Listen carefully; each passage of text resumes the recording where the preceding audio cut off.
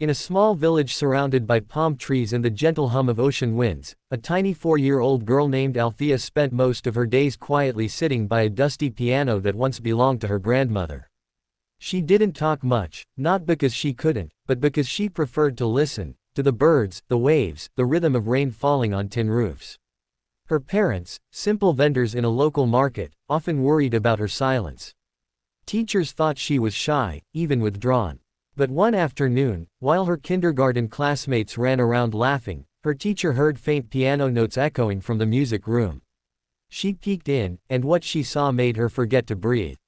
Little Althea, her feet barely reaching the pedals, was playing Fur Elise flawlessly, though she had never taken a lesson in her life. The melody came straight from her memory, from hearing it once on a television commercial. When her small fingers danced across the keys, there was something otherworldly in her touch. The teacher cried quietly and called her parents. They rushed to school thinking something was wrong, only to see their little girl surrounded by teachers who couldn't believe what they were hearing. That moment became the spark. Her father began filming her simple home performances, posting them online without expecting much. Within weeks, millions watched the tiny girl who played piano as if heaven itself guided her hands. But Althea didn't understand fame. She just knew music made her heart glow. When her mother told her that she might play in America one day, she smiled shyly and asked, "Can I take my teddy bear with me?" Months later, after countless struggles with visas and travel expenses, her parents managed to gather enough money to take her to America's Got Talent. It was her very first trip outside her country. When they arrived at the studio, Althea looked so small in the middle of the grand stage that the audience gasped softly. She clutched her teddy bear tightly as the bright lights hit her face. Simon Cowell leaned forward, curious and cautious. "Hello, sweetheart," he said gently, "what's your name?" She barely whispered her name into the mic. Her mother, standing at the side, gave her a thumbs up. The audience smiled, not expecting much. How could a 4-year-old handle that massive piano in the center of the stage? Then the music started. The first note came, soft and perfect. Within seconds, everyone was silent. It wasn't just talent, it was emotion that poured out of a child who didn't yet know words big enough to describe what she felt. Simon's eyes widened, he put a hand over his heart. Heidi covered her mouth. The little girl played a medley of Mozart and A Million Dreams, blending classical with emotion that felt timeless. Each note seemed to float in golden light. When she finished, there was a second of stunned silence before the crowd erupted into cheers. Simon stood up, wiping tears from his eyes, something he rarely did. That, he whispered into his mic, was an angel on earth. Her parents hugged each other backstage, crying with joy. Althea looked around confused, then smiled when golden confetti rained down from above. She didn't understand she had just earned the golden buzzer. She only knew the stage felt like home, and music, once again, had spoken louder than words. They woke up the next morning and the hotel lobby employees were staring at them like they were celebrities. Her mom didn't understand what was happening until she opened her phone and saw 189,000 notifications.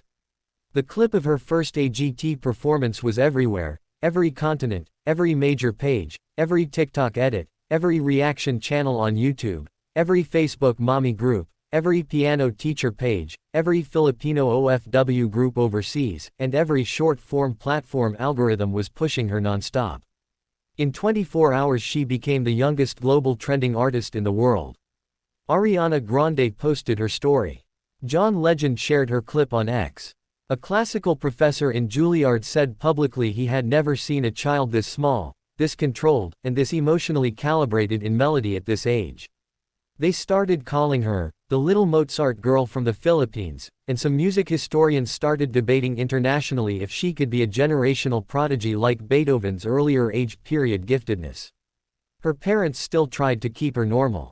They still fed her chicken nuggets, still brushed her hair into cute ponytails, still made sure she slept early because she still needed nap time like a normal preschooler. But the world around her was escalating into something huge and unstoppable. Paparazzi started showing up outside the hotel, vloggers waited near the lobby elevators, and producers from Netflix, Disney, Pixar, and big documentary houses started sending emails every hour. Simon himself personally requested her parents come in early next filming day because he wanted to check on her mental comfort. He said no child prodigy would be pushed too heavy by this production because she was priceless. In the entire history of AGT, there had never been a 4-year-old who made Simon cry on stage. That clip alone broke every algorithm rule. It became an emotional phenomenon instead of just entertainment. Real musicians started studying her style. They said she wasn't playing piano like a child, she was translating emotion straight through pure instinct. And the world had never seen a 4-year-old do emotional interpretation at this level. That week she officially became a global symbol of innocent pure genius. Episode 3 was the week the world claimed her as their angel. Everyone online started debating what she should play next. Her dad begged producers to let her choose naturally. She picked 2 songs she liked because she liked how clouds looked while she daydreamed listening to them. She said the notes felt like butterflies. She learned both songs by ear in one day. No sheet music, no formal training, just pure listening. Backstage, other contestants became emotional just watching her tiny hands warming up. She didn't practice loudly. She tapped imaginary keys softly on her teddy bear's head. When she walked out again on stage for the quarterfinals, the arena got silent again in total respectful disbelief. She sat at the piano like she was sitting at her grandma's old piano back home. When she started, she opened with a Chopin section and then transitioned into a Disney theme she rearranged instinctively. Even world-level pianists would never dare to do that live. But she did it effortlessly. The audience slowly began rising to their feet mid-performance, not at the end, during the performance. That almost never happens. Sophia kept whispering, "How is this even possible?" under her breath while watching. Heidi had tears in her eyes again. Simon sat back, overwhelmed, arms folded but emotionally defenseless, trying to process what he was witnessing. When she hit the final note, it felt like the oxygen disappeared then exploded with applause. Simon said slowly, voice cracking, "This is not talent, this is a miracle gift from God." She smiled, waved shyly, then left stage to go eat ice cream like nothing happened. She was still just 4. But she was now performing like a composer who lived 90 years. The quarterfinals confirmed the world was watching history unfold in real time. Television history forever, because this wasn't just music anymore. This became spiritual emotional storytelling through a 4-year-old mind no adult could ever replicate or artificially manufacture. The finals night energy inside AGT felt different, and even the judges felt like they were about to witness something never seen in any show ever made. All week people online tried predicting what piano piece she would perform. Classical communities fought over Chopin versus Beethoven versus Mozart versus Hans Zimmer type cinematic score. But her mama wanted this moment to be her moment. So her mama said softly to her daughter while brushing her hair before bed, "Play what your heart wants to say." And that night, the tiny little 4-year-old Filipino angel decided she would compose a piece herself. A real original piece. Her very first personal composition ever, and she wrote it about her mama's prayers. She named the song, Mama's Moonlight. When she walked on stage finals night, holding her same soft teddy bear that she carried all season, the entire arena became silent before she even touched the keys. Simon stared at her like he was afraid to even blink because this moment felt too rare, too fragile, too divine. When she began playing the first notes, the piano sounded like a lullaby made for the universe. Every note felt like innocence, like comfort, like hope, like pure heavenly softness. The strings of emotion flowed into the audience like waves on a calm night shore. Halfway through the piece, she added a subtle shift in minor chord progression that even professional composers would spend decades understanding deeply. It was like she was speaking the language of souls. The camera slowly cut to Simon. His eyes were full of tears rolling down both sides of his face without any resistance. Heidi held her chest and kept whispering, "Oh my God, she's not real." 2 minutes after the final note faded into silence, the entire arena stood. People cried in silence before clapping, because nobody wanted to break the magic too fast. Then the applause exploded in a roar so intense the building shook.